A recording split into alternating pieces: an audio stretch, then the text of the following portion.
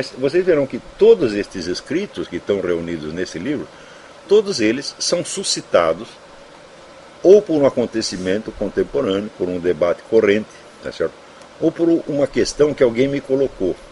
Se a pessoa coloca a questão simplesmente por curiosidade escolar, eu geralmente não presto atenção. Mas quando eu vejo que aquilo expressa um drama real da pessoa, uma dificuldade real, então daí, eu não resisto a examinar aquilo. Às vezes até perguntas idiotas, perguntas cretinas. Eu digo, bom, por trás da pergunta cretina, às vezes se esconde uma questão difícil e até dolorosa. Então não temos que prestar atenção na forma cretina de que o indivíduo revestiu um drama real, mas sim na própria substância do drama real, e é esse então que temos que responder. Na verdade, se vocês repararem bem, aqueles que acompanharam os meus livros, meus escritos, meus ensinos ao longo do tempo, vocês verão que essa é a minha única preocupação. Eu não estou absolutamente interessado, vamos dizer, em construir um sistema doutrinal, tá certo? Em construir uma espécie de catedral gótica, tá certo?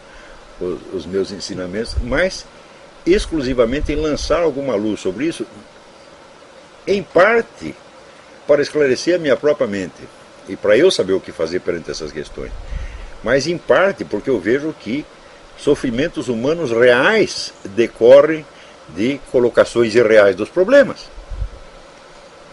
Não é isso? Então, e sobretudo isto me deu a ocasião de explicar às pessoas que esta motivação com que eu estou praticando a filosofia, esta é a inspiração originária da filosofia. Esta é a raiz daquilo que eu chamei o projeto socrático, aquilo que no curso História Essencial da Filosofia eu chamei o projeto socrático. Vocês verão que nos diálogos socráticos, todas as questões que aparecem e que motivam, que dão ocasião aos diálogos, são questões reais da vida ateniense, ou questões da política, ou questões pessoais, né? Como, por exemplo, esses dias eu estava citando o caso do indivíduo que encontra Sócrates na porta do tribunal, e Sócrates está sendo processado naquele tribunal, e o indivíduo está ali processando o seu próprio pai. Tá certo? Então se confrontam na prática, na situação biográfica real de Sócrates, duas concepções opostas da justiça. Não concepções teóricas, mas concepções reais que estão orientando as ações efetivas daqueles indivíduos. Porque o interlocutor de Sócrates, ele acredita piamente que ele está ali movido por um sentimento de justiça. E Sócrates, ironicamente, concorda, como diz, na base do médico mandou não contrariar.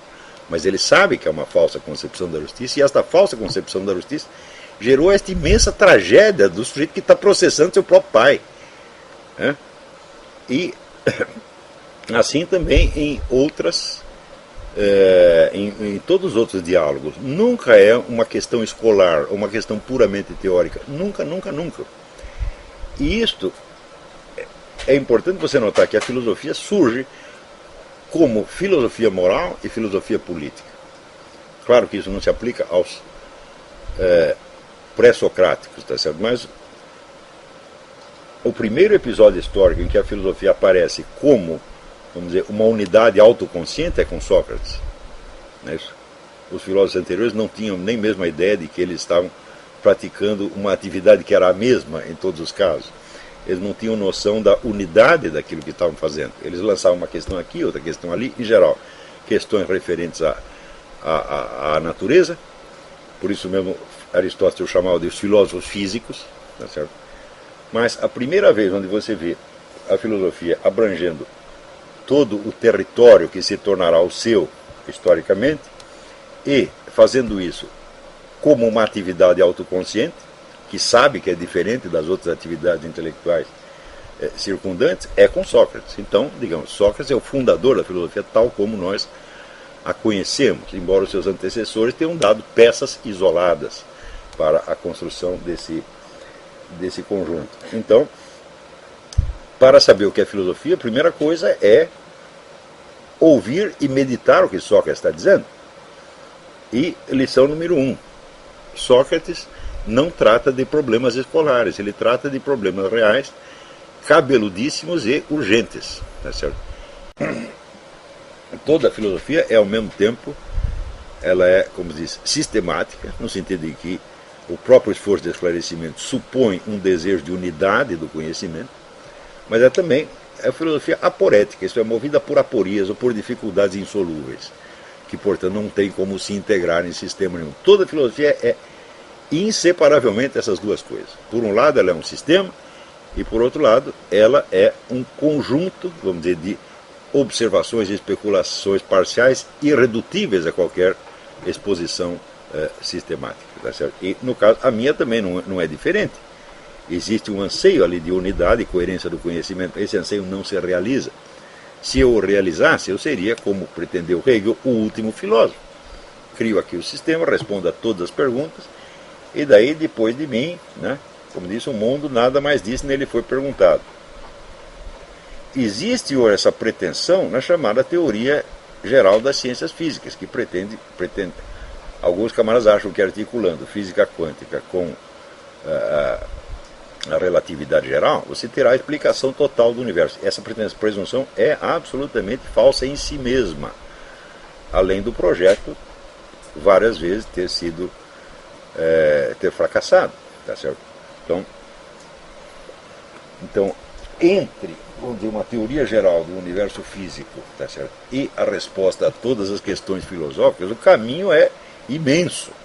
Quer dizer, mesmo que existisse essa teoria geral, que a teoria não conseguia, né, e a tentativa de articular as duas coisas às vezes leva a resultados absolutamente decepcionantes, que, como disse o físico Michio Kaku nesse vídeo que eu coloquei em circulação no Facebook, parece que coloca em questão o edifício inteiro da física contemporânea. Ou seja, em vez de a física conseguir abarcar a totalidade dos fenômenos, são os fenômenos que vêm e estouram com todas as explicações físicas existentes. Coisa que já aconteceu várias vezes na história e ainda vai continuar acontecendo, levando à conclusão, como diz o próprio Michio Kaku, de que a natureza é mais esperta do que nós. Então, o anseio de unidade, ele está presente na alma humana, tá certo? E está presente porque houve, em outras épocas, esse vislumbre do universo das leis divinas. Se nós não tivéssemos isso, a questão da unidade do conhecimento, da unidade do fenômeno universal, jamais nos seria colocado para nós. Vocês já viram algum urso, algum jumento especular a unidade do conhecimento? Não, porque não tem vislumbre do universo das leis divinas. Então, ele vive, né, como dizia o biólogo Huxley, ele vive no seu Umwelt, no seu círculo de experiência imediata, e não quer saber se existe alguma coisa para além daquilo. Tá certo?